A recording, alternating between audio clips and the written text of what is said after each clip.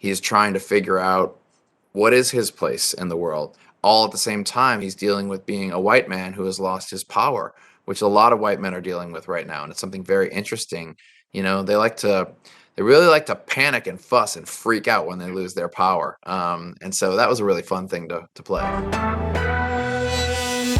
So when we last saw Chip, he was fired, dejected, and like down on his luck. But now it seems like he's happy, living the simple life in Elmira, and he's really still sort of swayed by Alex, even with her kind of like incomplete apology.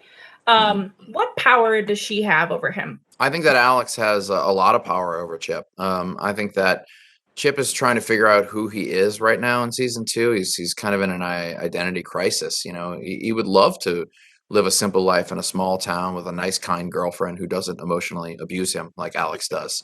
But he feels very much pulled towards her, and that is a lot of what we examine in season 2. And I can't say exactly what that is, but these two people desperately need each other, and neither of them wants to admit it, and they're gonna try and figure that out this season.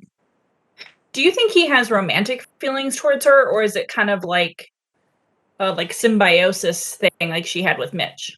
I think it's a very confusing feeling that Chip has towards Alex. I think that he definitely harbors some romantic feelings, but I also think that Chip is the type of person who has shouldered the responsibility for the morning show for so long that he hasn't even allowed himself to sort of examine what it would mean to have romantic feelings, to feel joy, to share a life with someone. He just perceives himself as a pedestal upon which to place the morning show.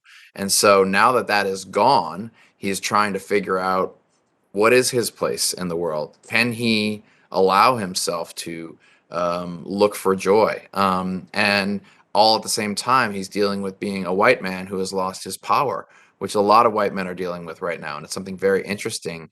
They really like to panic and fuss and freak out when they lose their power. And so that was a really fun thing to play. Chip is back on the morning show when like a lot of people don't want him there. Like they don't think he earned the right to be back.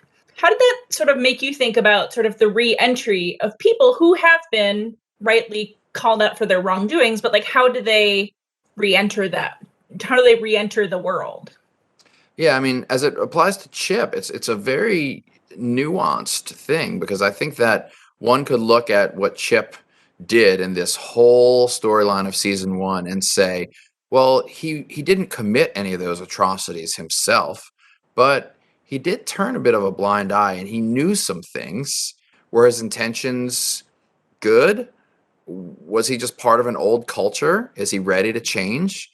I think Chip at his core is a good person, but I think he's a little bit behind the times, and I think he's trying to catch up, but he's slow. Does that mean that the world should be patient with another white man trying to catch up and offer him opportunities? I'm not so sure about that. I certainly know a lot of people who would think, no, let's give this to someone else who's ready.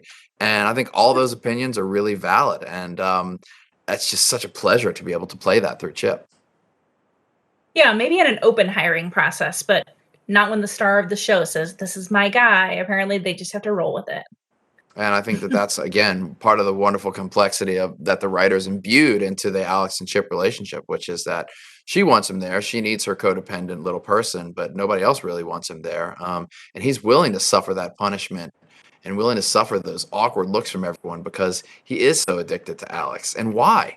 He's got a great girlfriend at home. He's got everything going for him. And those are fascinating questions to me. There is a pattern of behavior around here that disadvantages the people of color. We need to get our facts straight. We need to decide what the truth is. Did you hear what you just said?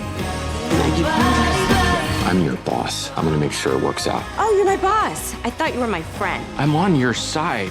The network doesn't think you have the it factor. We're looking to showcase some other talent. You know what the problem with racism is? You don't fix it by pretending to want to fix it. So happy to have her, so happy.